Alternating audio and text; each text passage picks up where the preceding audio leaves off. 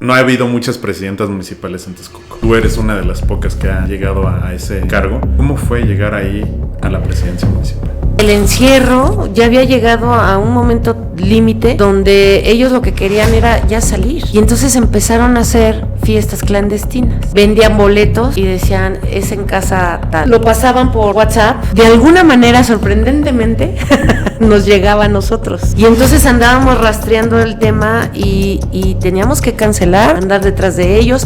Es decir, mientras a todos les decíamos, quédense en casa, nosotros teníamos que salir a apagar esos fuegos. ¿Qué se te viene a la mente con la palabra pandemia? Híjole, tristeza, dolor, enfermedad. Fue una época muy difícil, muy difícil. Para los que vivieron el tema de la enfermedad como tal, pero para nosotros como gobierno municipal también. Y de carácter personal, aún más. Si tú estás feliz con lo que haces, eres una persona exitosa. ¿Qué ha habido, people? Pues estoy muy emocionado porque el día de hoy tenemos a una invitada muy especial. Ella ha tenido varios cargos en la administración pública, ha sido regidora, ha sido diputada federal y lo más sorprendente, 2 veces presidenta municipal. Actualmente es senadora de la República, madre y esposa. Sandra Luz, bienvenida. Muchas gracias por la invitación y por esta presentación, que haces remembranza y haces recordar mucha historia de carácter personal. Nos regresamos hace muchos años, 20, 25 años. Sí, que justo por eso eres una de las invitadas y yo esperaba mucho esta entrevista porque, ahorita surgirán las preguntas, pero quiero hacerte una primera pregunta con la que quisiera empezar porque a mí me impactó muchísimo. Quiero que me digas y expláyate, tómate el tiempo que quieras. ¿Qué se te viene a la mente con la palabra pandemia? Híjole. Tristeza, dolor, enfermedad. Fue una época muy difícil, muy difícil. Para los que vivieron el tema de la enfermedad como tal, pero para nosotros como gobierno municipal también. Y de carácter personal, aún más, ¿sabes? Porque durante ese periodo de la pandemia yo también, no propiamente me enfermé de COVID, sino por el estrés que se vivía, por toda la situación. Yo tuve un desajuste hormonal y me declararon con hipotiroidismo. Y fue a raíz de la pandemia. Órale. Y no fue COVID. ¿Qué fue? Entonces fue un tema difícil para mí, pero también para la gente que estuvo alrededor mío, pero también para la gente del municipio de Texcoco, ¿no? Así como seguramente en todo el mundo, pero a mí me tocaba ver por los texcocanos y por las texcocanas. Sí. Y era por los que yo me preocupaba. Sí. Y esta preocupación pues desató este tema del desajuste hormonal y pues bueno, ahí tengo el resultado. Oye, pero qué difícil, porque, y te lo cuento desde el punto de vista como ciudadano, yo en mi trabajo, preocupado por mi trabajo, ¿no? De que nos fueran a dar recorte o las medidas que fueran a tomar. Tengo mi negocio, restaurante, que eres cliente ahí de la Quinta Bobadilla, que es patrocinador de este podcast. Consume local. Preocupado por la situación que estábamos viviendo como empresario, ¿no? O emprendedor, y preocupado por la familia, por los hijos, por la esposa, por los papás, los hermanos, tíos, lo que sea. Y con eso vivíamos estresados, ¿no? Con todo lo que era nuestro contexto. Pero ya te vas tú a un, digamos, como un nivel más arriba. Y el contexto es, no solamente me tengo que preocupar por mi familia, mi contexto cercano, sino por la gente que está trabajando conmigo y por todos los texcocanos y texcocanas, como bien lo dices.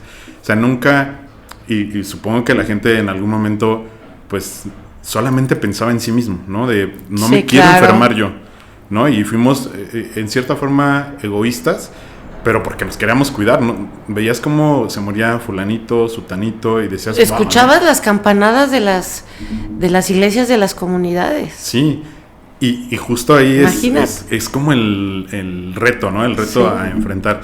Pero todavía no voy a hacer zoom ahí. Quiero primero que conozcan a ti como tus raíces.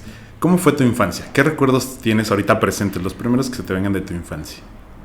Escuela, todo el tiempo escuela, juego con mi hermana, las Barbies, ¿no? En ese momento pues era el boom de las Barbies, como que estaba un poco más más de moda y tenían su casita y los muebles, la cocina, entonces era escuela y juego, escuela y juego. Sí. Esa fue mi infancia maravillosa, la recuerdo así, ¿no? Porque no, afortunadamente los papás pues nos atendieron muy bien, nos dieron una buena educación, nos dieron una buena enseñanza familiar también. Y ahí creo que son momentos de los más ricos que se viven en familia, ¿no? Claro, ¿tus papás viven? Sí, los dos, gracias a Dios. Qué bueno, qué padre. Sí. ¿Cuál fue tu primera batalla que recuerdes de esa época? Que digas, esta fue la primera batalla, la que tú quieras, la que tú recuerdes ahorita. Es que recuerda que, no sé ahora, no sé hoy cómo sea, pero en ese momento, para poder elegir, por ejemplo, a quienes formaban parte de la escolta de la escuela, sí, eran niñas y niños que tuvieran mejores promedios. Sí, claro. Entonces, por supuesto que lo primerito, lo que yo sentí como un reto personal era poder estar en la escolta. Okay. ¿No? Y si yo si ahorita recuerdo, te platico, nosotros jugábamos a marchar en el patio de la casa, ¿no? Okay. O sea, con esa ilusión del tema de la escolta. Sí. Afortunadamente lo logré. Por el promedio que tenía, entonces fui parte de la escolta en primaria y luego también en secundaria. ¿Cómo te enfrentabas a eso? Digo, ya lo dijiste, ¿no? Practicando en momentos que muchos colegas están jugando, ¿no? De juego, de ilusión, claro, ¿no? De ver que podría ser una posibilidad. Claro, pero ¿qué pasaba por tu mente? Porque quisiera verlo así como también, era una meta. Era lo máximo. O sea, ser parte de la escolta en una escuela, o sea, lo máximo, son 6 personas las que están ahí nada más. Y no cualquiera, ¿no? Y no cualquiera, ¿no? Y no era porque marcharas bien o porque, no, sino era el esfuerzo de todo un año escolar para que pudieras acceder a ese espacio. Claro. ¿Y eras sociable tú en esa época? Sí, creo que siempre ha sido así, he tenido muchos amigos todo el tiempo. Ya, ¿no eras de las introvertidas? No, nunca. Yo creo que eso ha generado la confianza que te dan en casa, ¿no? Claro. ¿Alguna figura femenina que te haya marcado en esa época que tú dijeras? Que recuerde. Ajá. No, en ese momento yo veía a las maestras, ¿no? Porque además, tengo que decírtelo, yo tengo el concepto que las maestras son muy ordenadas, muy disciplinadas. En algún momento tuve jefas maestras, incluyendo a nuestra presidenta, la maestra Delfina Gómez, sí, que hoy gobernadora, sí, fue mi jefa.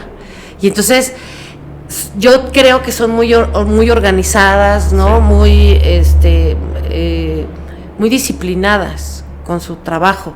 Sí. Y luego las veías, pues iban muy de tacón y peinaditas, muy lindas con su traje, muy guapas pues ellas, ¿no? Sí. Entonces, pues la primera que tenías era las maestras. ¿Alguna que recuerdes que te haya inspirado? Híjole, no recuerdo el nombre de la maestra, pero fue mi maestra de sexto. ¿De sexto? Híjole. ¿En qué escuela ibas? Aquí en Cuautlalpan, en la escuela primaria Cuautlalpan. Ahí los que nos vean, que nos ayuden a recordar cómo se llamaba la maestra de sexto. No. Porque hace como cuántos años. Dicen, no, ya tiene un montón. Oye, qué padre.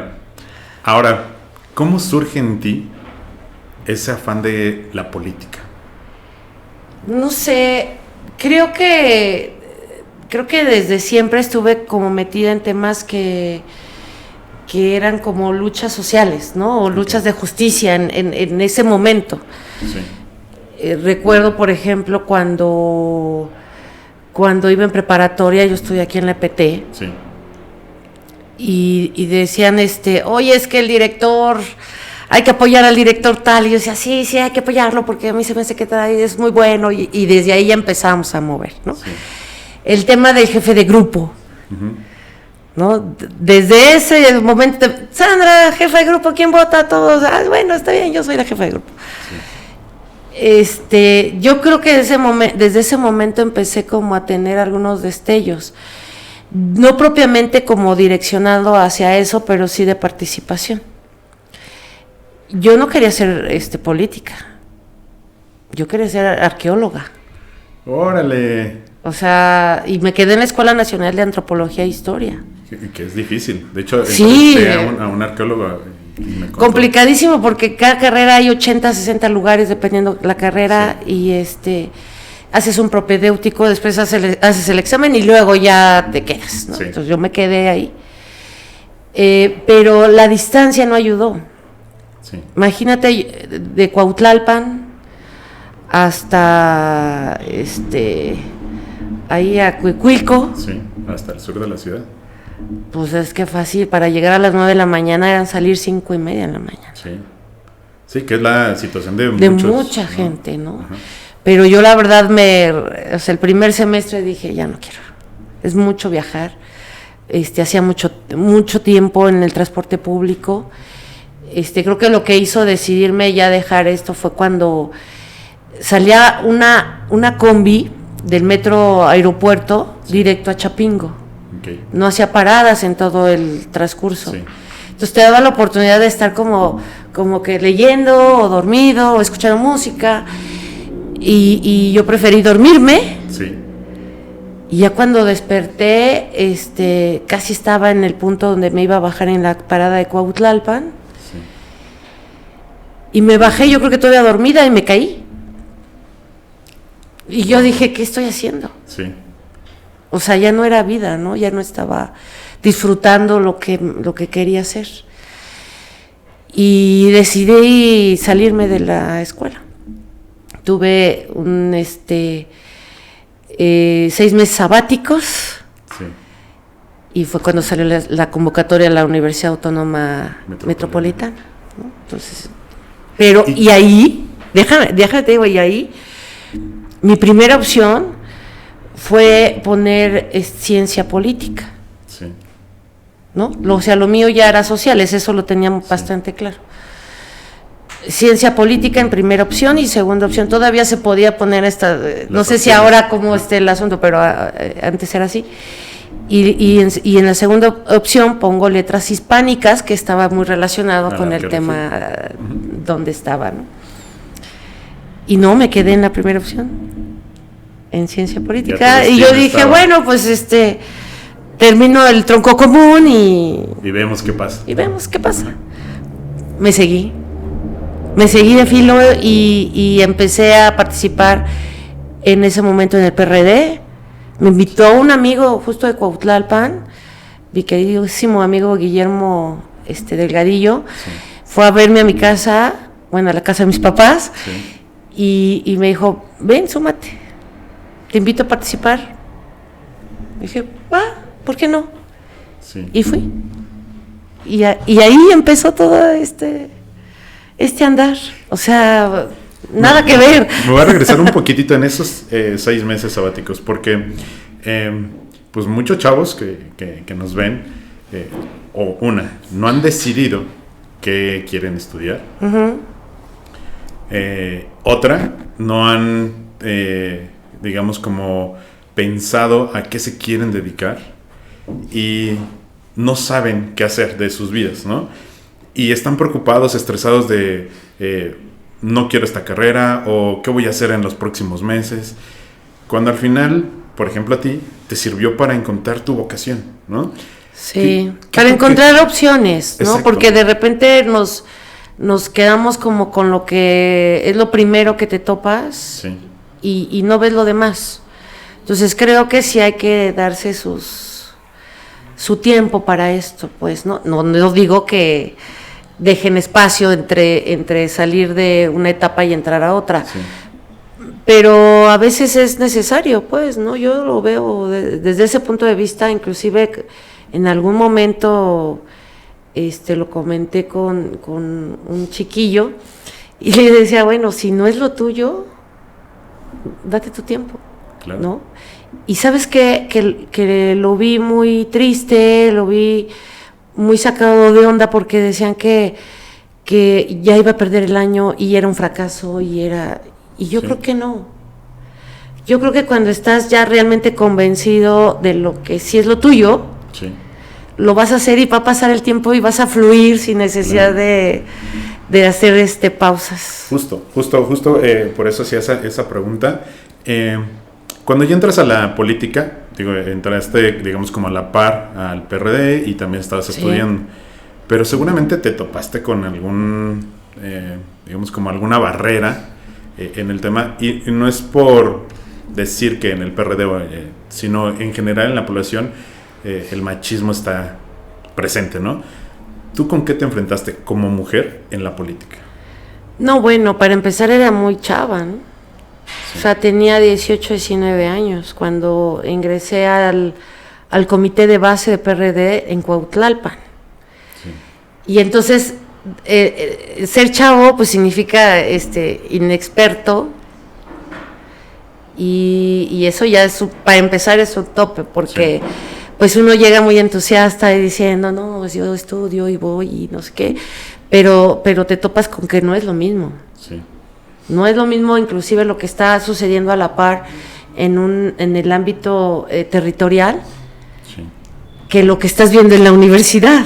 Claro. Nada que ver, ¿no? O sea, tú ves las teorías políticas y ya cuando llegas acá dices, no, vamos a hacer... Pues no. Entonces, ese es el primer tope. Y no, fíjate que yo no sentí que hubiera un tema de género, ¿sabes? O sea, hacíamos cosas de campaña de hombres y de mujeres. Sí. Yo recuerdo que alguna vez los compañeros me decían, tú súbete a la... estaba más joven, obviamente, decían, tú súbete a la escalera, y antes se hacían unos chorizos, le llamaban, donde era de poste a poste y colgabas la propaganda del candidato, y era la cara y iba de poste a poste colgado, ¿no? Entonces lo teníamos que amarrar nosotros. Okay. Nos subíamos en la escalera y me decían, tú súbete en la escalera, ¿no? Pues le entrábamos igual, a preparar la propaganda, pero también a ponerla, pero también a brigadear, no, yo nunca me topé con un tema que fuera discriminatorio, un tema de género, no, jamás. O sea, mis amigos, mis compañeros, hoy lo puedo decir que son grandes amigos, fue el recibimiento como un elemento más. Qué padre, qué padre. Ahora, ya estando tú digamos, como en el camino político, ¿te sentiste alguna vez como de, híjole, creo que estoy errando este camino, o que te hayas enfrentado con alguna situación que digas, híjole, mejor me voy? Me voy. No, creo que no, O sea, porque una cosa me fue llevando a la otra. O sea, los años de aprendizaje, yo sabía que estaba en ese proceso de aprendizaje, ¿no? Que yo quería ser asesor político.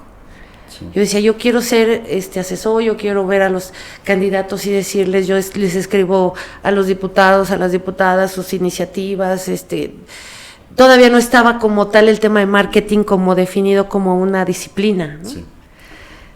Pero te dabas una idea de que decías, no, es que, y tampoco te lo enseñaban no en ciencia política en la UAM. Sí. No te lo decían así como que, mira, tienes que se vista así, que sea de tal manera. No, era mucha teoría. Pero yo entendía que ese lapso era de aprendizaje. Afortunadamente, como que he tenido ciclos que empiezo, termino, ¿no? Que no hubo pausas, excepto creo que un par de meses, que fue cuando perdimos una elección aquí en Texcoco como equipo, ganó el PRI. Sí.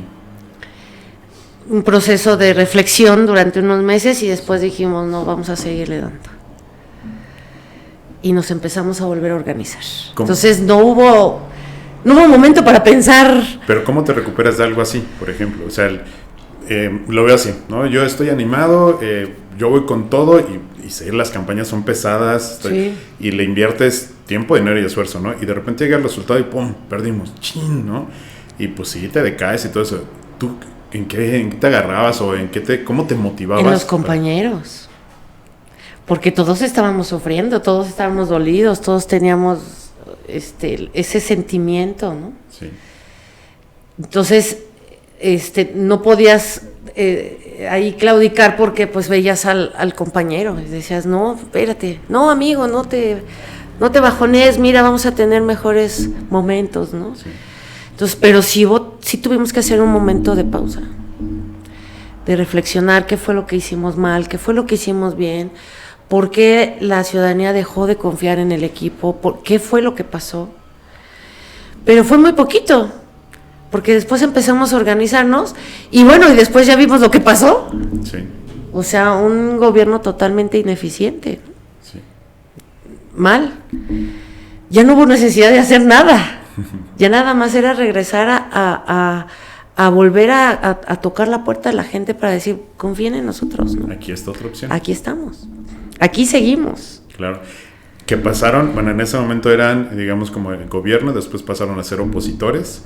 Así es. ¿No? Y creo que también funge una imagen o un lugar muy especial también ser opositor, ¿no? Estás en el gobierno y pareciera que todo se te da muy fácil, ¿no? Pero como opositor también es una parte importante de la misma política, ¿no? Claro. Porque si reflexionas, ¿no? De qué hiciste bien, qué hiciste mal, pero tampoco puedes dejar que hagan lo que quieran, ¿no? ¿Tú cómo participas? Pero también los dejas hacer, o sea, darle su tiempo para, sí. En este caso, cuando gobernó el PRI en ese momento, pues también le dejamos el espacio para que no dijeran, bueno, estos no nos dejan gobernar. Sí. No.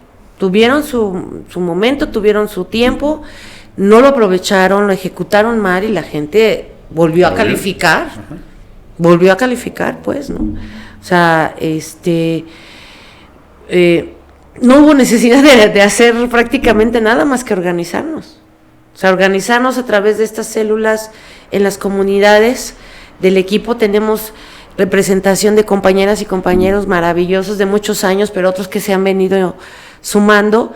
En todas las comunidades del municipio de Texcoco tenemos compañeras y compañeros que nos ayudan a hacer este tema de promoción, de ir haciendo equipos, de recibir candidatos, de ir haciendo todo el tema que va alrededor de campañas políticas, pero también de trabajo comunitario. Sí, que es muy importante. Porque también son dirigentes. Ahora, tú decías que te veías como estratega, ¿no? Dándole las políticas a los diputados, tal vez redactando discursos, ocupaste muchos cargos dentro de la administración pública, pero ¿por qué te decides lanzar como regidora? No, es que se dio bien complicado ahí ese tema. Fue 2003, 2006 cuando fui regidora. En los estatutos del PRD en ese momento, sí, tenías que cumplir con cierta reglamentación que estaba escrita en este documento, y tenías que cumplir con un tema de proporcionalidad dentro de las planillas que se iban integrando para los ayuntamientos. Entonces, tenía que cubrir el tema de género, sí, o sea, hombre-mujer, y el tema de jóvenes, que tenía que ser joven en ese estatuto, era menor de 30 años. Okay. Yo tenía 24. Chava. ¿No? Ajá. Y entonces dicen, mira, qué casualidad. Yo ya estaba como en el equipo participando, estuve en la oficina de aquel momento del licenciado Alberto Martínez. Sí. Él era diputado local. Sí. Yo funcionaba con él como asesor, pero también como digamos, como vinculación entre los compañeros, la ciudadanía que iba y visitaba, sí, y atención ciudadana, ¿no? Sí. Entonces, dentro de nuestro equipo, pues dicen, bueno, ¿quién puede ser? Y pues resultó bastante interesante que decían, bueno, Sandra era mujer y además cumplía con el tema de la edad, entonces sí, era un espacio por dos, ¿no? Ajá. Y se dio así. Wow. Y se dio así, o sea, no sin antes, por supuesto, pasar por un proceso interno que teníamos del equipo, no del partido, sino del equipo. Okay. Entonces ahí estaba la posibilidad, pero bueno, se fue concretando ya cuando se fueron acomodando los números en la planilla y las propuestas de la planilla en ese momento. El titular era de la presidencia municipal, era el doctor Higinio Martínez. Y bueno, síndica, ya empezaba el tema de género, y de ahí para abajo todos los compañeros. Entonces, pues se dio así, sin querer, sin saberlo, sin pedirlo, pero al final yo creo que ahí pude aportar cosas bien interesantes. O sea, desde ahí, desde esa regiduría, pudimos ser la voz justo de este sector de chavos que siempre, yo creo que ha sido un tema generacional. Cuando eres chavo dicen, no, ni le hagas caso. Claro, por ser chavo. Por ser chavo, nada más por ser chavo, ¿no? Entonces, con esta oportunidad de ver que la regiduría podía ser un espacio para chavos, para abrir la puerta, pues empezamos a trabajar justo con chavos entre 16 y 30 años, ¿no? Si pudiera resumirlo en un aprendizaje de esa temporada, ¿cuál sería? Yo creo que es no subestimar a la gente, no subestimarla. Todos tienen algo que aportar. O sea, claro. Y yo me quedé con esa experiencia maravillosa, porque a mí, desde dirigentes en comunidades, como la propia actividad que teníamos con los jóvenes, me dejaron de repente así sorprendida con lo que se podía hacer. Con lo que se podía hacer. Entonces sí, yo creo que no hay que subestimar a nadie. Hay que darle su reconocimiento, por más mínimo que sea. Claro, todos tenemos ese talento que a veces no es algo tan evidente, ¿no? Vas a aportar algo, ¿no? Sí. No me quiero brincar la parte de la Diputación Federal. Platícanos un poquito, ¿cómo fue que llegaste a la Diputación Federal?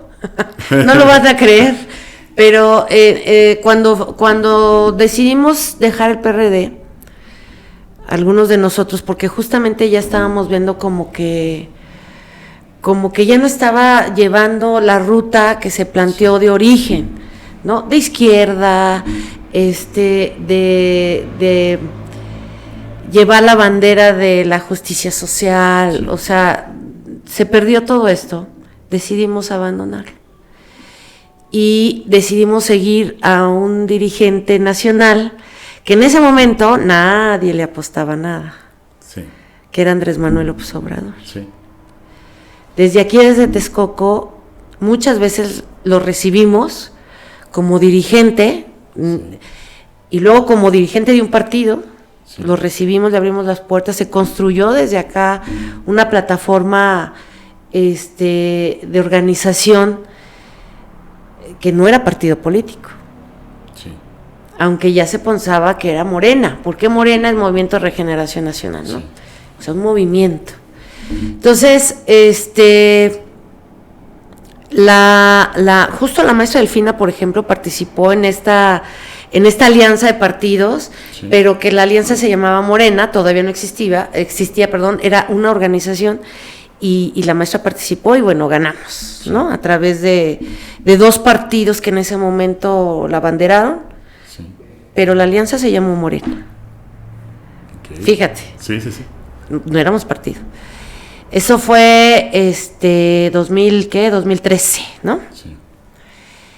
Ya para el 2015 ya éramos nosotros, ya estábamos constituidos a través de asambleas que se hacen en todos los estados, como partido político, y ya éramos Morena. Y ahí plantea el dirigente nacional, Andrés Manuel López Obrador, plantea una dinámica donde se decía, ¿por qué los representantes populares necesariamente tienen que ser gente que lleve carrera? O sea, puede ser el vecino de enfrente, puede ser una costurera, puede ser un carpintero, o sea, quien sea puede ser aspirante a un puesto, a un cargo de elección popular. Entonces Andrés Manuel le apostaba a eso. y decía, bueno, vamos a tener candidatos, los que van por la vía de elección directa, con voto directo, sí. y la lista plurinominal la vamos a hacer a través de tómbolas. Okay. Se hacían primero asambleas distritales, donde participaban 5 hombres, 5 mujeres, los que salieran más votados iban a la tómbola. Okay. Así en todo el país. Sí. Hay 300 distritos, ¿no? Entonces, calcúlale cuántos tendría que ser, ¿no? Sí. El país también se divide por circunscripciones y nosotros, el Estado de México, somos la 5ª circunscripción. Okay. Participamos con Colima, con Michoacán, o sea, otros estados. Y entonces dicen, bueno, pues vamos a sacar la bolita de todos aquellos que empezaron de una asamblea, sí. se van a la tómbola, ¿no? Y de esa tómbola la integran todos los que son de esa 5ª circunscripción. Sí. Entonces, pues no estaba como tan sencillo salir. Sí. Y entonces empiezan a salir los numeritos, y yo te voy a decir algo. De verdad cuando dicen, es que Andrés Manuel con su tómbola, a mí me consta, yo soy parte de ese ejercicio de tómbola. Yo no estaba en el momento en que salió mi bolita, porque estábamos varios compañeros y decíamos, oye, pues hay que traer algo para comer porque pues somos varios y ya llevamos un rato acá. Sí. Ya se había tardado mucho. Imagínate que iban cantando bolita nombre por nombre. Tardadísimo, claro. ¿no? Entonces salimos, compramos algo de alimentos para los compañeros, y ya cuando regresamos, mi compañera América Rivera, que ella es de Toluca, y tu servidora, pues fuimos a comprar. Regresamos y me dicen, ¡ya saliste! Y yo así, ¿qué? ¿Cómo? Ya saliste en la tómbola. ¿Cómo creen? ¿Ustedes vieron? ¿De verdad? ¿Vieron? Sí, lo vimos. O sea, salió tu bolita y dijeron, Sandra Luz Falcón. Y pues ya estaba registrada, ¿no? En esa circunscripción. Ya nada más era esperar la votación que obtuvimos en 2015 para ver hasta dónde llegaban de ese listado, hasta dónde llegaba la cantidad de votos y el número de diputados pluri que entraban. Y pues ahí llegué. Entonces, justo yo fui la última, estaba en el lugar 5. Y pues esta parte que decía Andrés Manuel, de que quien sea puede participar, me consta que fue verídico, porque tuvimos compañeras y compañeros maravillosos en esa legislatura, que venían literal del campo a la Cámara de Diputados. Literal. Pero eso es una representación que sí. Se supone que justo la Cámara de Diputados es la representación del pueblo. Del pueblo, ahí está, pero ahora, clarito. ¿Crees en la suerte? Pues sí, después de esto lo tuve que creer. Es que me gustaría hacer este zoom y justo digamos como este análisis. Pareciera que la regiduría, la diputación, fue un acto de suerte. Pero quiero resaltar, no es nada más un momento y ya, ¿no? No, traía un procedimiento. Claro, procedimiento. O sea, tú traes todo este crecimiento desde que empezaste con estudiando ciencias políticas, que te metiste al PRD y tuviste todo este crecimiento. Ahí, no recuerdo bien la frase, pero es, la suerte no existe, sino la oportunidad que tienes y estar preparado para esa oportunidad. Así es. ¿No? Y sí quisiera hacer como ese énfasis, porque pareciera ahorita, como nos lo platicas, que es un acto de suerte, ¿no? Pero realmente te lo ganaste. Sí, pues al final tuve que pasar por una asamblea como el resto de los que estaban ahí en esa tómbola, donde te pudieron haber votado 100 o miles de personas, y ahí estábamos, ¿no? O sea, se dio el momento, el lugar, bueno, qué padrísimo, qué bueno, de verdad, porque pudimos tener 2 diputados federales aquí en Texcoco. Sí. La maestra Delfina Gómez, que fue mi compañera de curul, o sea, no solamente de legislatura, sino de curul, literal, estábamos sentadas las dos a un lado. Me dio oportunidad de conocerla más, porque ya te decía, antes de que esto sucediera, ella fue mi jefa cuando fue presidenta municipal. Me gustaría presumir ahorita algo. Ella fue mi maestra de primero de primaria. Fíjate. ahí en la NETS. Y hoy es gobernadora. Y hoy es gobernadora. Maravilloso, o sea, maravilloso. Lo que la vida puede dar oportunidades, pero también aprovecharlas, porque a mí me parece que estos espacios se aprovecharon muy bien con la maestra Delfina, por ejemplo, con su buen gobierno o su participación en la Cámara, y que hoy tengamos una gobernadora, imagínate, Texcoco, y que dices, era la que me estaba enseñando ahí en el pizarrón. Sí, cuando se los contaba a mis amigos era como... No, entonces, eso es, vuelvo a decirlo, eso es un concepto que Andrés Manuel López Obrador lo trajo a que fuera un tema ya como normal, y que no fueran propiamente políticos de carrera. Dentro de tu trienio como diputada, ¿cuál fue como la iniciativa que perseguiste? Si te la aceptaron, ¿cuál fue? Si no te la aceptaron, pero quisiera ver. Mira, es que el grupo parlamentario ya traía como muy claro el tema. Éramos 24 diputados de Morena, de 500. O sea, bien poquitos, bien poquitos. Fuimos la primera generación de diputados federales de Morena, ya como partido. Ajá, fíjate, perdón la interrupción. Sí. Y corrígeme si estoy mal. Creo que Texcoco también fue el primer municipio donde ganó Morena. Morena, como tal. Cuéntame un poquito, porque digo, lo sé a grandes rasgos, pero... Sí. O sea, el primero que ya participaron ya como partido político en todo el país, Morena. Sí. Pero en el Estado de México, el primero que ganó fue Texcoco, como Morena. Y fue el doctor Higinio en 2015. 2015. Que cabe resaltar, ¿no? Por eso te digo, fue un... Desde el momento en que vino Andrés Manuel tantas veces y que de aquí se les abrió la puerta, desde ese momento se estaba ya gestando un movimiento en todo el Estado de México. Sí. Un movimiento de izquierda con dirigentes específicos. Y era Andrés Manuel López Obrador. Un movimiento donde realmente estábamos puestos con la camiseta de decir, este sí es el bueno para que realmente represente el tema de las necesidades del pueblo, en donde debe de representarlos, en los municipios, en las legislaturas, ¿no? En la presidencia de la República. Digo, en esos momentos no se dio para Andrés Manuel, pero llegó su tiempo, pues. Eran 24 o 25, dijiste, ¿no? Eran oposición. Sí, éramos. Pero eran bien poquitos. Bien poquitos. ¿Cómo era, cómo se sentía esa vibra? Bueno, déjame te digo que, fíjate, mis compañeros de esa legislatura, pues bueno, es la maestra Delfina, de entrada, gobernadora. Cuitláhuac García, exgobernador de Veracruz. Ernestina Godoy, quien es hoy la jurídico de la Presidencia de la República. Rocío Nale, quien fue secretaria de Energía y hoy gobernadora de Veracruz. Uh-huh.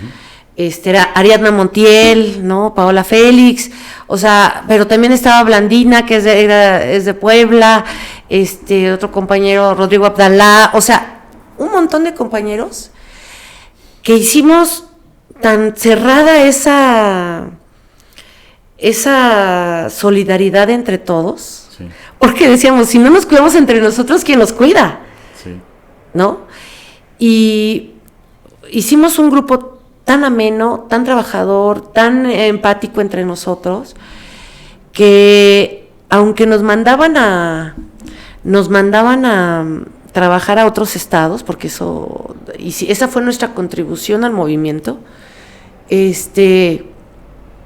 pues hoy te puedo decir que hasta la fecha nos podemos estar viendo por lo menos 2 veces al año, porque cerramos filas tanto, sí, como movimiento, o sea, como equipo, y a pesar de que éramos de lugares tan distintos, y pudimos lograrlo.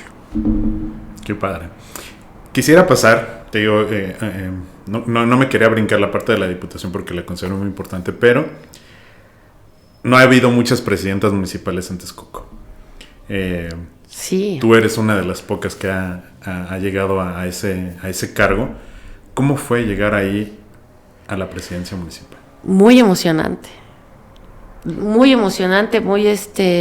primero, obviamente, el proceso de la campaña es súper estresante. Sí. Quien te diga lo contrario, que haya sido candidato, no es cierto, vives mucho estrés, porque no quieres dejar de ver a gente para poderla convencer de que voten, ¿no? Entonces, durante el proceso, pues sí fue mucho estrés, mucho ajetreo, mucho cansancio, pero mucho ánimo también. Conocí personas maravillosas durante la campaña, pero después nos hicimos muy amigos durante la administración. Pero ser presidenta municipal es la autoridad más cercana que tiene el ciudadano. Es la más cercana.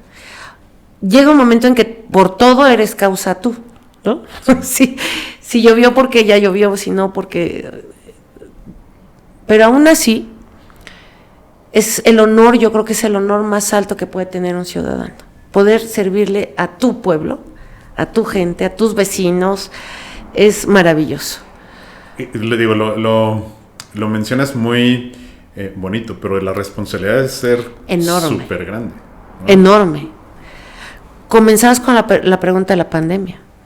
Justo. Antes de pasar a esa pandemia, hablando de un contexto, esa presidencia municipal la ganaste en 2019. 19. Un año antes de la pandemia. Así es. En ese año, ¿cuál fue el reto más grande que tuviste? En ese año. No mencionando la pandemia, en ese año.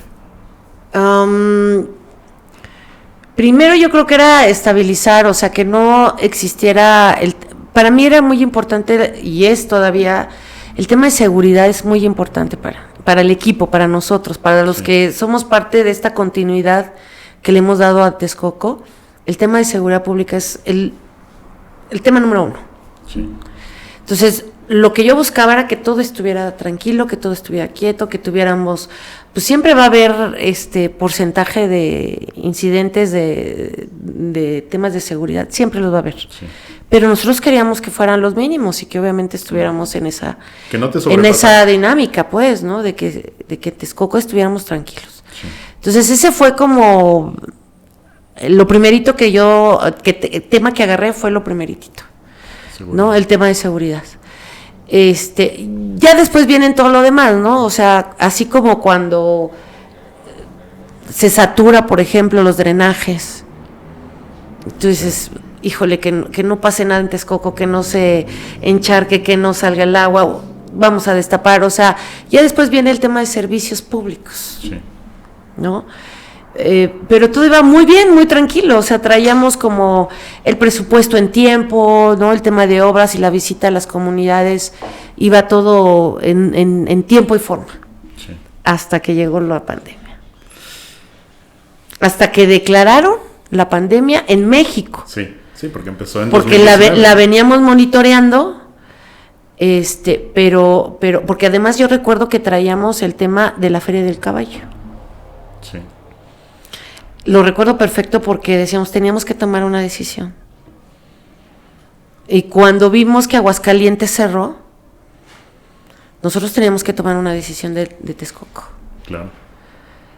Declara el presidente y en ese momento dijimos, no, vámonos a llevar el mensaje de quedarse en casa, ¿no? Pero también el reto ahí fue, particularmente en la pandemia, era cómo seguíamos moviendo la economía local.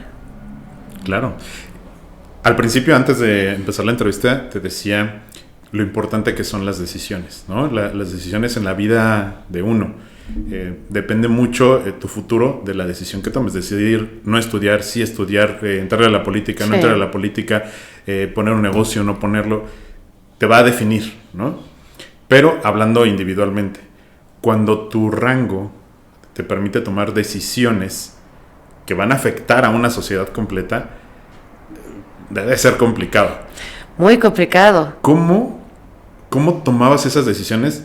Porque finalmente, no sé, hablando de la Feria del Caballo, ¿no? Y ahorita podemos hablar de todo lo demás. Por ejemplo, yo como restaurante, pues uno de los primeros afectados fueron los restaurantes, claro, ¿no? Todo lo que estaba, primerito, ¿no? Que donde había convivencia. Y entre ellos la feria. Pero es una decisión que no tomas, ahorita vamos a cerrar la feria, ¿no? Sino, como dices, lo veníamos platicando. Entre todos esos días que venían platicando, de todas las decisiones que tomaste, ¿cuál fue la que te quitaba más el sueño? el que se quedaran en casa, ¿sabes? Porque hubo un momento en el que los chicos, principalmente la juventud, no creían esto, no creían el tema del virus como tal, o sea, decían, eso no existe. Y obviamente el encierro ya había llegado a un momento límite donde ellos lo que querían era ya salir. Y entonces empezaron a hacer fiestas clandestinas. Sí. Vendían boletos y decían, es en casa tal. Lo pasaban por WhatsApp. Sí. De alguna manera, sorprendentemente, nos llegaba a nosotros. Y entonces andábamos rastreando el tema y teníamos que cancelar, andar detrás de ellos. Es decir, mientras a todos les decíamos, quédense en casa, nosotros teníamos que salir a apagar esos fuegos, a ir concientizando a la gente, porque tampoco no había multas, no había nada, era un tema de conciencia, pues, sí, ¿no? De pensar en el colectivo. Sí, no había un toque de queda como tal. No, para nada, pero yo creo que de lo más complejo fue esto. ¿Cómo decirle a la gente, porfa, o sea, de la manera más linda, oigan, mejor quédense en casa, déjenme ver cómo le hacemos, algo hacemos desde acá para ayudar, pero, y la juventud en ese momento no aportó mucho. Pero también los entiendo, fue mucho tiempo en casa. Sí, pensábamos 15 días, ¿no? Venía la experiencia de la influenza, que fueron 15 días. Porque además, tú mismo me lo estás diciendo, o sea, el tomar una decisión, sabes que le va a afectar a toda la gente. Sí. Y eso incluye a tu familia, ¿eh? Sí, claro. O sea, yo vivo aquí, creo que todo el mundo sabe que vivo aquí en San Diego, sí. ¿No? Pero si la decisión que yo tomaba, pues le tomaba a los que estaban en San Diego, pero también le tocaba a la familia que está en Cuautlalpan, o a los que viven en San Martín, o a los que están en San Nicolás Huexotla, o sea, a toda mi familia, regada. Claro. Entonces, tú decías, pues sí, tengo que pensar en ellos, pero también en el resto. Y algunas claves, la propia gente me las fue dando. O sea, las propias respuestas de qué hacer, la propia gente me la fue dando, ¿sabes? O sea, cuando tuvimos mucho Zoom, casi, o sea, diario, cada hora teníamos Zoom, con comerciantes, con agrupaciones, con asociaciones, con transportistas, y entonces nos decían, oye, es que qué tal si hacemos esto, porque no sé qué, y yo iba anotando, ¿no? En el Zoom. Y después hablaba con otros y el otro le decía, no, porque, le digo, oiga, me acaban de dar una idea así, esa, ¿cómo ven? Sí. No, porque mejor es sí. O sea, fuimos empezando a consensar temas. Pero porque no perdimos la comunicación con la gente. Vía Zoom. O sea, tú le hablabas a la tablet y al principio le gritabas como si no te escuchara el que estaba del otro lado. No era una herramienta que utilizáramos frecuentemente. Claro. Sí, a pesar de que ahí existía, no era algo que ocupara. Y después para nosotros se nos volvió fundamental. Sí. Fundamental. Pero no perdimos el contacto con la gente, ¿no? Afortunadamente se nos daban estas herramientas, o también el presupuesto lo traíamos tan bien ejecutado que podíamos hacer redirección para poder ayudar, por ejemplo, en programas. Que ahorita, fíjate, y es una duda que yo tengo cañoncísima, hablando del presupuesto, pero antes de pasar a eso, un presidente tiene al cabildo que es como su contrapeso, ¿no? ¿Cómo logras convencer a este cabildo, que sabemos que es de distintos partidos políticos, ¿no? De que la decisión que estás tomando es la mejor? Y no, como lo dijiste ahorita, no solo para la sociedad, para mi familia. ¿Cómo logras convencer? Hablando, teniendo los elementos en la mano, ¿no? Diciendo la verdad. Yo recuerdo que con ese cabildo lo platiqué, igual vía Zoom, porque lo teníamos vía Zoom, y platicaba cosas con ellos y les decía lo bueno y lo malo, y se quedaba grabado, ¿eh? Sí. O sea, es que yo creo que si hacemos esto va a pasar esto o esto. ¿Cómo ven? No, pero como era un tema desconocido, pues para algunos resultaba mucho más sencillo decir, sí, ya, háganlo. Sí. Y ahí nos vemos, ¿no? Sí. porque al final los que teníamos que andar en la calle eran las personas, los compañeros y compañeras que eran administrativos, o sea, el personal de servicio. Sí, porque había actividades de primera necesidad, la basura. Sí. Nunca dejaron de trabajar, te digo, y hacerles el reconocimiento, porque estos compañeras y compañeros fueron maravillosos. Jamás tuve un reporte de enfermos del servicio que recauda la basura. Nunca. Wow. Y ellos tenían una exposición cañoncísima. Nunca, y siguieron trabajando y todo. Fue maravilloso ellos en particular, porque obviamente los de Protección Civil pues eran la primera línea. Sí. Creo que los vi durante ese tiempo, durante los 5 años que estuve en la administración, pues fue a los que más vi, ¿no? A ellos y a Seguridad Pública. Que fíjate, y otra, digamos, como fase difícil, es que Texcoco es una cabecera municipal. Digo, no tengo los números, no tengo las cifras de cuántos fallecidos hubo, etcétera, por el COVID. Sin embargo, nosotros teníamos esa responsabilidad de no solo la sociedad de Texcoco, sino los hospitales que teníamos aquí recibían de otros. Es que son regionales. Hay que recordar que, por ejemplo, el Seguro Social, son más de 20 municipios los que recibe en esa clínica. Sí. O sea, muchísima. El Guadalupe Victoria, que es del sector salud, también es regional, y por lo menos ahí son 10 municipios los que reciben. Entonces, no podíamos tener un número como exacto hasta que no nos dieran las gráficas ya desglosadas de qué municipios eran los fallecidos, los enfermos, los que estaban en el proceso de recuperación inclusive. O sea, no lo podíamos tener. Sí, entonces tu responsabilidad no solo se quedó en Texcoco, sino todos los que venían acá, y en algún momento hubo saturación, como en todo el mundo, ¿no? Hubo saturación en los hospitales que pues, no nos dábamos abasto. Y mucha gente no entendíamos, y digo, yo estoy también ahí del lado ciudadano, ¿cómo no pueden atender a tal persona? Pues sí, compadre, pero es que vienen de muchísimos municipios. Eso fue lo que saturó en nuestro caso, es la región, ¿no? La responsabilidad que se tiene de esos hospitales por región. Pero ¿sabes qué? Que también tuvimos estas pláticas igual por Zoom. Creo que algunas fueron presenciales, muy esporádicas fueron presenciales. Inclusive fuimos aquí al se me fue el nombre del hospital que tenemos aquí atrásito, el Guadalupe Victoria. Fuimos presencial, ¿no? A visitar, a ver cómo estaban. Pero afortunadamente hubo una coordinación tal que no pasó lo que en otros municipios del Estado de México, que pudieran estar en una situación parecida, digamos, proporcional a lo que corresponde por el tema de región. Sí. Y no tuvimos ningún tema porque hubo una coordinación. Me decían, oye, hay que poner carpa de acá y acá y acá, va la carpa. Oye, ayúdanos a conseguir, va. Oye, o sea, trabajamos en equipo y no vimos las escenas que pudimos ver en Los Reyes La Paz o en Ecatepec, desgraciadamente, donde fue un estire y afloje entre médicos y enfermos, o sea, en la calle. No, aquí no. Pero fue el trabajo que se pudo hacer en equipo entre todos. Qué importante es el trabajo en equipo, y digo, ahorita te hago una pregunta de eso, pero ahí voy al tema que a mí me trae en la mente.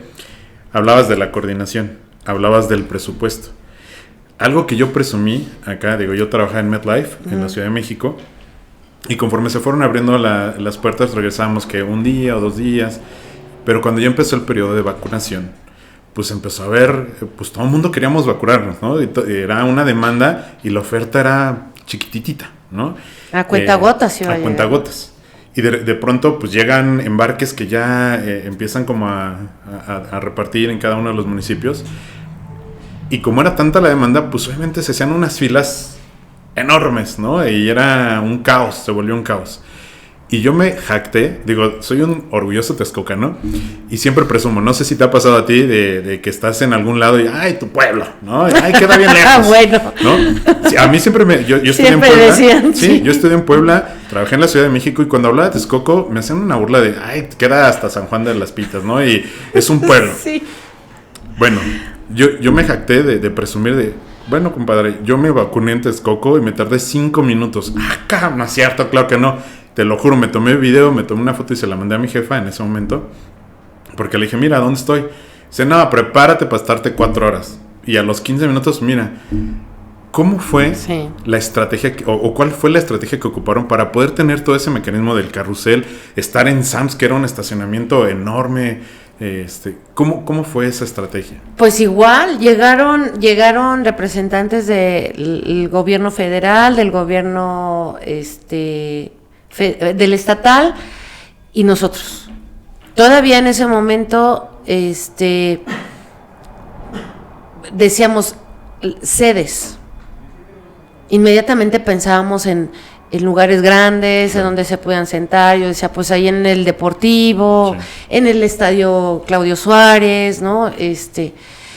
Y decíamos, oye, ¿nos da para una vehicular? Con eso la gente va a estar encantada, claro. Y rápido te sientes menos muy expuesto. Claro, y muy rápido, ¿no?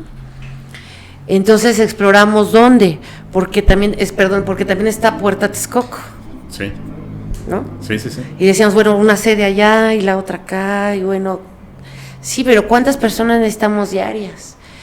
Y ahí ya tuvo que regresar todos los compañeros del gobierno municipal. A trabajar. Ya. En ese momento ya tuvieron que estar acá. De forma presencial.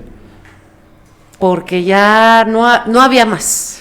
Porque supongo que, y preguntaba la estrategia, porque no debe ser fácil. Mencionas, el trabajo en equipo es como fundamental para dar buenos resultados, ¿no?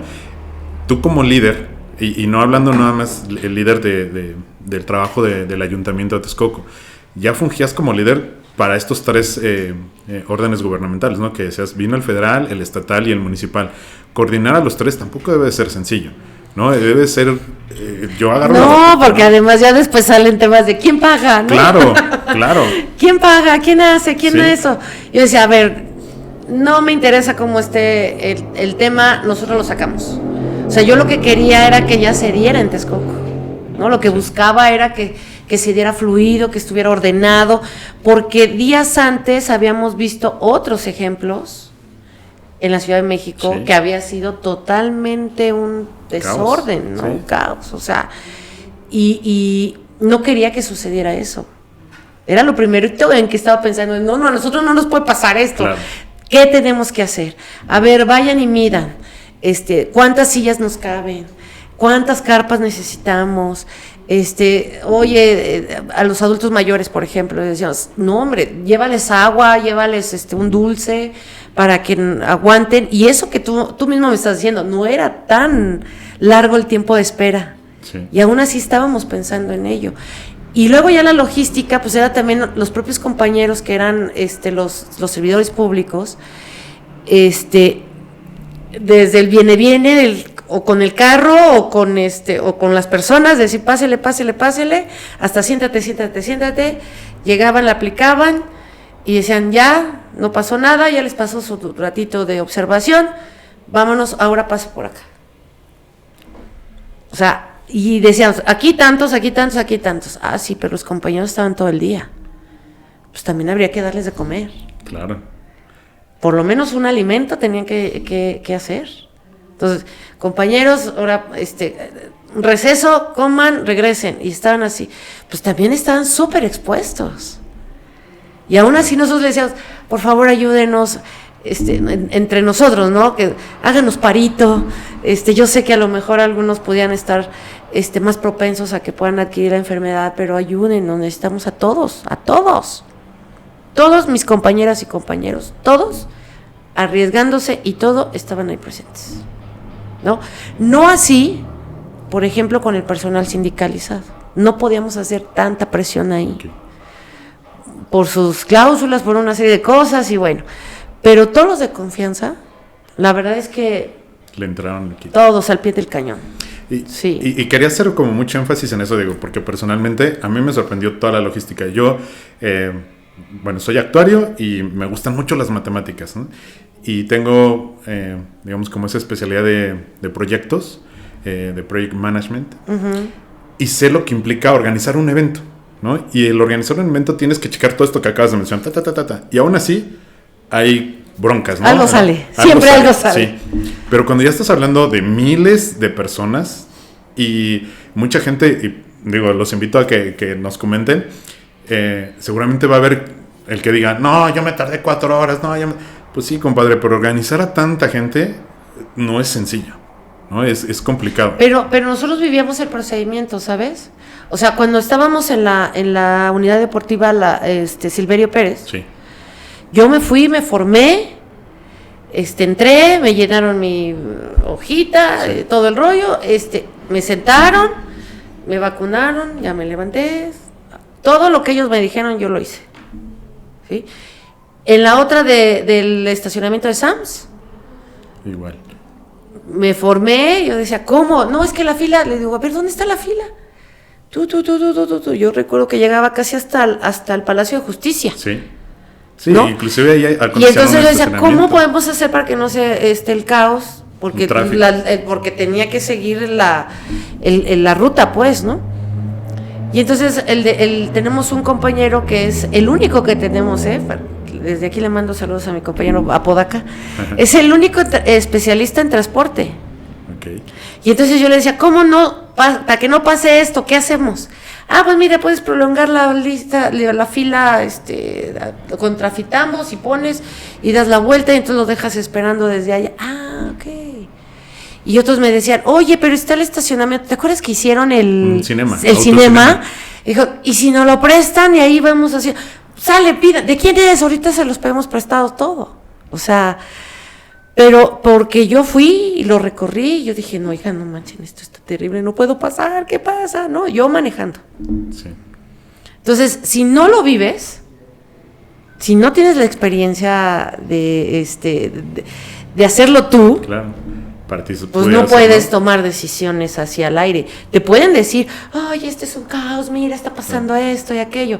Pero hasta que yo no lo viví ahí parada, decía, aquí sigo, compañeros, y no pasa nada.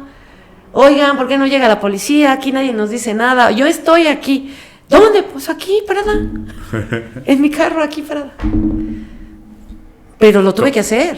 Hay un programa muy famoso para hacer alusión a esto, del jefe incógnito, ¿no? Ándale, que justo el jefe va y se viste de otra persona, se personifica y va a checar todo lo que puede estar bien o estar mal dentro de la empresa. ¿Hiciste algo similar? Sí, y caí en los así, muchachos, ¿cómo van? ¿Todo bien? Sí, ok, seguro, sí, ok. Y ya después me iba con la gente, ¿todo bien? ¿Tranquilo? Sí. Oiga, ha sido rápido. Qué bueno, gracias a Dios. ¿No? O sea, pero estaba yo metida ahí todo el tiempo. Ahora, después de toda esta experiencia que pues tuvo pues sus decesos, fuerte. ¿Por qué reelegirte? Justo porque ya después de que tenía todo el tema de la tiroides y todo esto, el estrés, todo, pues lo platicamos en equipo. Nosotros todo hacemos en equipo, ¿no? Sí. Y decían, pues es que ¿quién le puede dar continuidad y entrar cuando estábamos todavía en el medio regreso, ¿no? Todavía no estábamos al 100% del regreso a las actividades normales.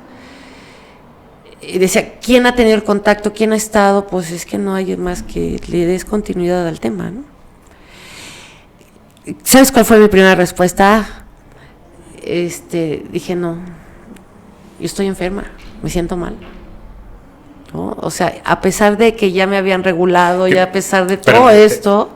Ahorita mencionas esto de que estabas enferma, es que eso lo platicamos fuera de cámara, pero justo en la pandemia te diagnosticaron un tema de la tiroides. Sí, hipotiroidismo. Es un desajuste hormonal que es terrible porque de eso depende todos los órganos, pero además todo lo que te pueda pasar en tu cuerpo es a raíz de la tiroides. Sí. Entonces, cuando pasa el estrés revienta y provoca que ese metabolismo se descontrole, y fue el tema de la resistencia a la insulina, triglicéridos, o sea, una serie de cosas que fueron terribles. Se siente físicamente uno mal, más la carga que traía del tema de responder a las texcocanas y a los texcocanos fue terrible, ¿no? Fue el acabose. Y luego viene el tema de la reelección, pues yo decía, no, yo creo que yo no me sentía apta. Sí. En ese momento no me sentía apta. Pero conforme fue pasando los días, platicaba con los compañeros y yo decía, bueno, ¿ustedes cómo ven? ¿Sí o no? ¿Sienten que sí? Esas decisiones, ¿con quién las consultas? Porque, y de hecho ahorita está como muy de moda decir que yo tengo mi mentor y todo esto. ¿Con quién tomas esas decisiones? No, bueno, ¿en quién confías? Así que pues digas, es que yo no conozco a otra persona que no haya estado trabajando durante tanto tiempo como con el doctor Higinio Martínez, pues yo, sí. de equipo, ¿no? De que yo... que apenas recientemente cumplió 50 años, creo, ¿no? En eso está, este año son sus 50 años de trayectoria. Wow. Jesús, uh-huh. Sí, es una vida completa, imagínate. Yo te estoy hablando de 5 años y mira lo que, ¿no? O sea, pero hay más compañeros, está el propio Nazario Gutiérrez, compañero Adán Gordo, Juan Darío Arreola, Alberto Martínez, o sea, son muchos compañeros con los que conciliamos temas, ¿no? Sí.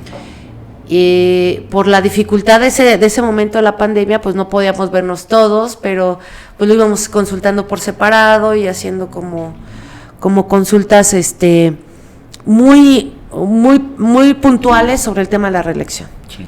Porque es difícil, pues, o sea, no por lo que vayas a vivir durante el proceso de la campaña, sino porque ya traíamos un chip que decía no a la reelección.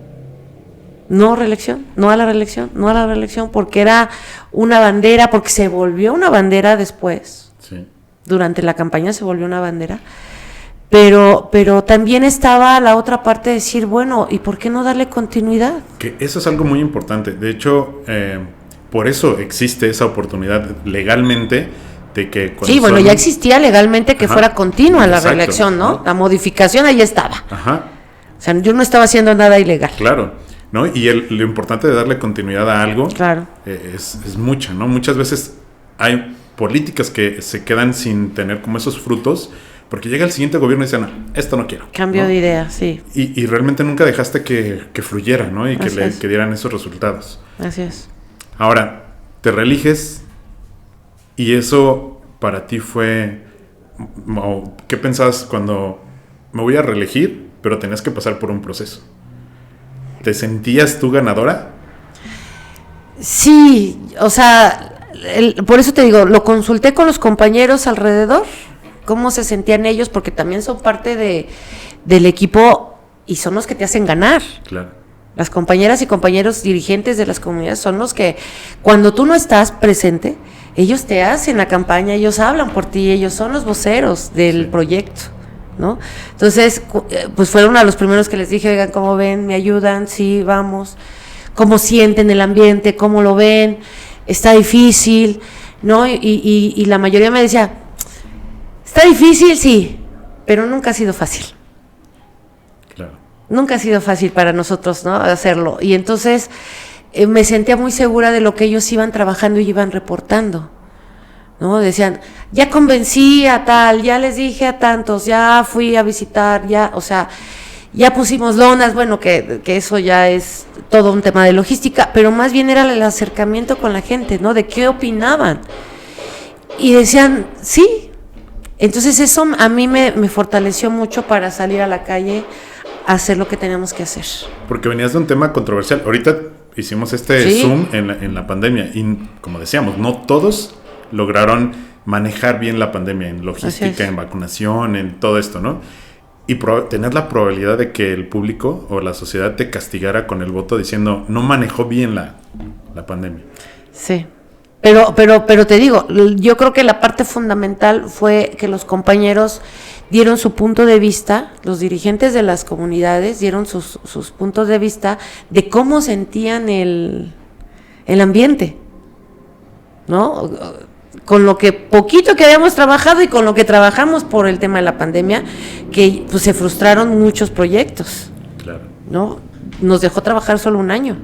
Ya los otros, pues ya era todo el tiempo pensando en la recuperación de la economía local, pensando en qué podíamos ayudar a la gente que no tenía posibilidades de poder tener un tanque de oxígeno, de tener un dinerito para comprar algo, pues, sí, ¿no? Entonces, se nos fue en eso la administración. Le das continuidad. ¿Qué política tú te sientes orgullosa que hayas podido implementar en esos 5 años y medio? Pues no, siempre ha sido el tema de un proyecto que nosotros venimos trabajando ya de muchos años, más de 20 años, excepto por ese lapso de 3 años que no gobernamos, sí. Pero el proyecto que nosotros traemos y que todavía viene funcionando con el propio Nazario Gutiérrez, nuestro presidente, tiene que ver con la liberación de espacios al aire libre, tiene que ver con que cada quien tenga su lugar, como este tema de no permitir que los comerciantes estén como en el jardín municipal, el ejemplo, ¿no? O en las avenidas, y no por mal tema, no porque no quieras que los que se dedican a esto no tengan la posibilidad de tener un ingreso familiar, sino porque ponerle un orden. Pues es un proyecto de ordenamiento, claro, pues. Que al final, ¿no? Y lo hice, entrevisté a Nazario y le dije algo así similar, ¿no? ¿Cuál fue lo que te costó más trabajo? Me dijo, fue el reordenamiento, el así reubicar es. A todos los ambulantes en un área fue súper difícil, ¿no? Tuvo que haber muchos entonces, convenios. Parte de nuestro proyecto tiene que ver con la continuidad de no permitir este tipo de cosas, ¿no? Del tema de no a la urbanización de manera desmedida.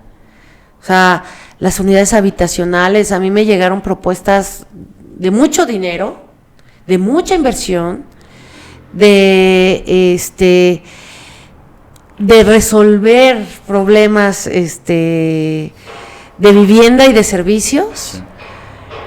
Pero la verdad es que yo decidí no involucrarme en ninguno de ellos y decidí que en mi administración no iba a suceder ninguna aprobación, ninguna.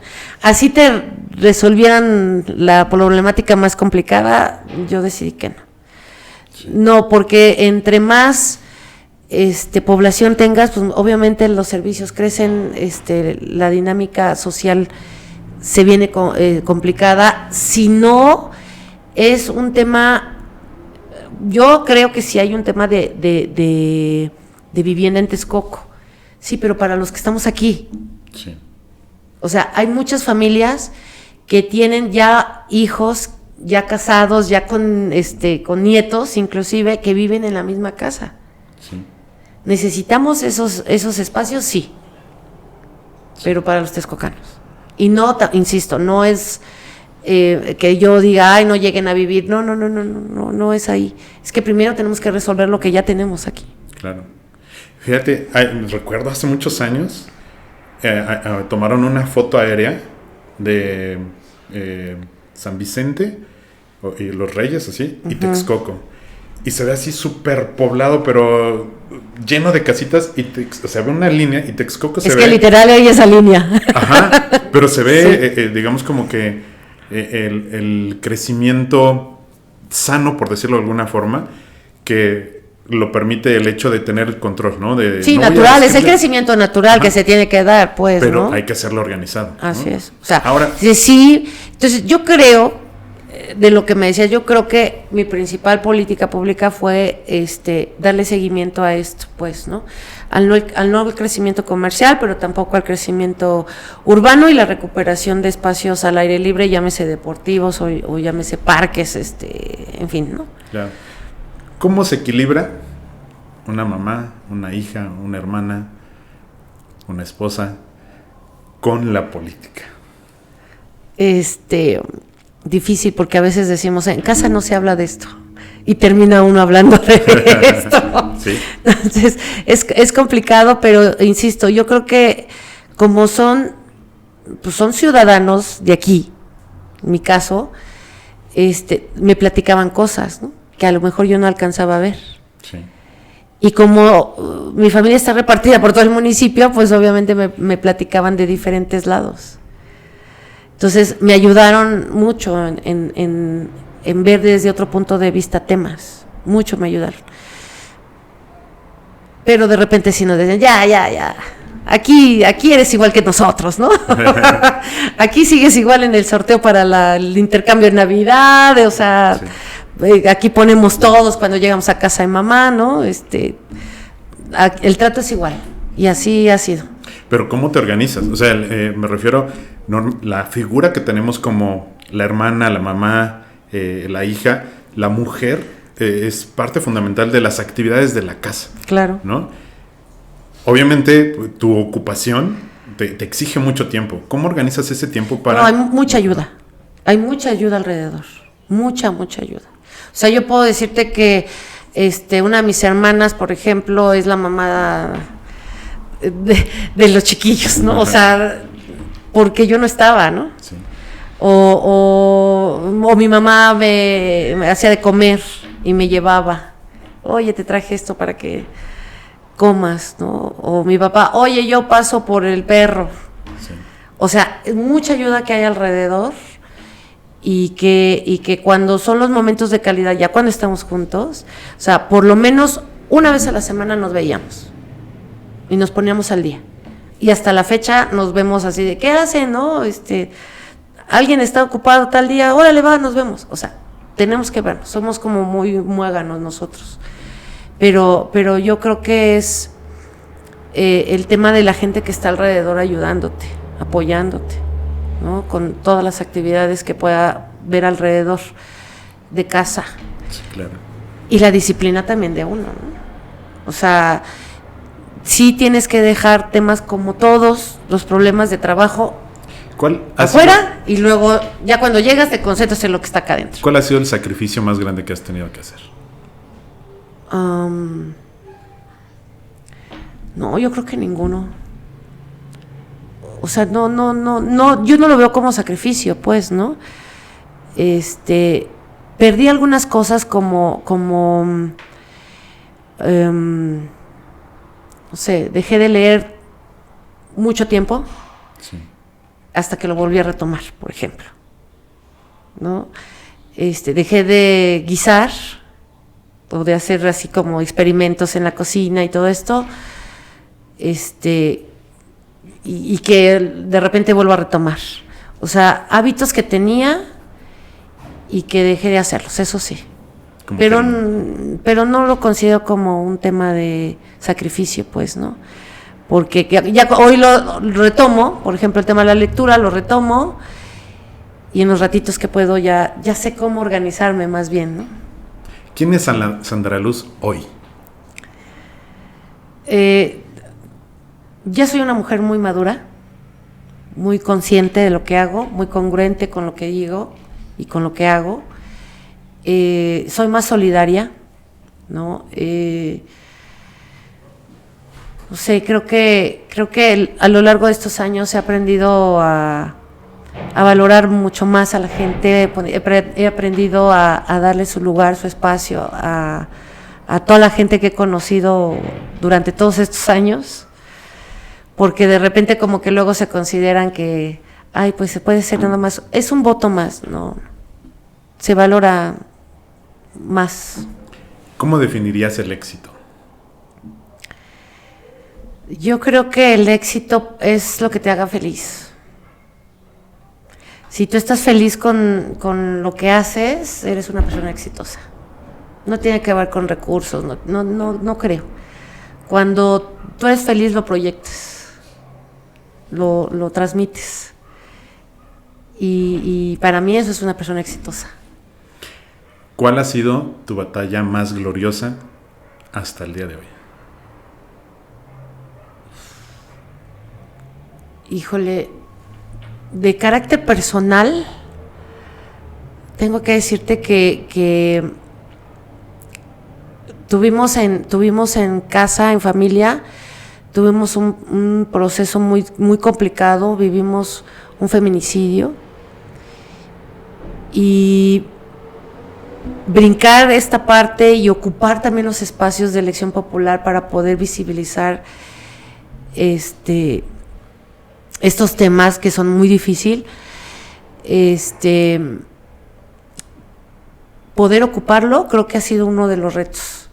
Pude tomar la tribuna, hablar de frente con un secretario de Gobernación, que en ese momento era Osorio Chong, y pude decir el sentir que vivió mi familia, pero que también vivió, o que vive mucha gente en estos casos. Y pararme enfrente de un secretario de gobierno, creo que fue el reto más fuerte de no titubear. Wow. Ya para cerrar la entrevista, hacemos un ejercicio al final de la entrevista. Como lo mencionaste, el contexto familiar y que te ayudó mucho a poder sobrepasar o a poder vivir esta decisión que tomaste de entrarle a la política y las exigencias que conlleva. Sí, claro. Ese contexto familiar en algún momento va a ver este video. Entonces me gustaría que le pudieras dar algunas palabras a tus papás, a tu hermana, a tus hijos. Me gustaría... ¿Tienes una hermana? No, tengo otra hermana. Sí, dos hermanas. Me gustaría que empezaras y que les dijeras algo a tus hermanas para cuando vean este video. Bueno, siempre se los digo a mi familia en general porque nos escribimos mucho. Sí. Ya sabes, en estos grupos de WhatsApp que son maravillosos para estar en comunicación, pero es que siempre he estado súper agradecida por lo que han podido impulsarme, porque siempre han estado ahí, porque siempre me han hecho paros, porque siempre me han facilitado las cosas para que hoy yo sea Sandra Luz Falcón y que esté inmersa en la política estatal. Tiene que ver porque ustedes hicieron mucho sacrificio por mí. Los quiero. ¿A tus papás? ¿Por quién te gustaría empezar? ¿Por tu mamá o por tu papá? Bueno, mi mamá es rudísima, ¿eh?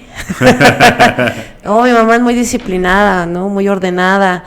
Y justo me dio esa parte de poder caminar por esa ruta, ¿no? De muy disciplinada.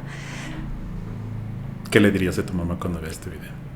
Que por eso la amo, porque me formó bien. a base de jalones y estirones, literal. ¿Ves cómo eran las mamás antes? Claro, pero la verdad es que... Y jalones, te hablo de jalones cuando las peinaban así, se han de recordar. Y estirones, porque también nos hacía, órale, y pónganse y hagan, muy activa. Y yo creo que mi papá era como el apapachador de la familia, entonces, hasta la fecha sigue siendo. Hay amigos y amigas que quieren mucho a mi papá porque es muy bonachón para recibir visitas, para recibir a todos. Y esa parte también la heredé de saludar, de bonachona, de vamos a dar, es muy dador. Entonces, entre los dos, miren la fórmula que hicieron, les salió bien. ¿A tus hijos qué te gustaría decirles? Híjole,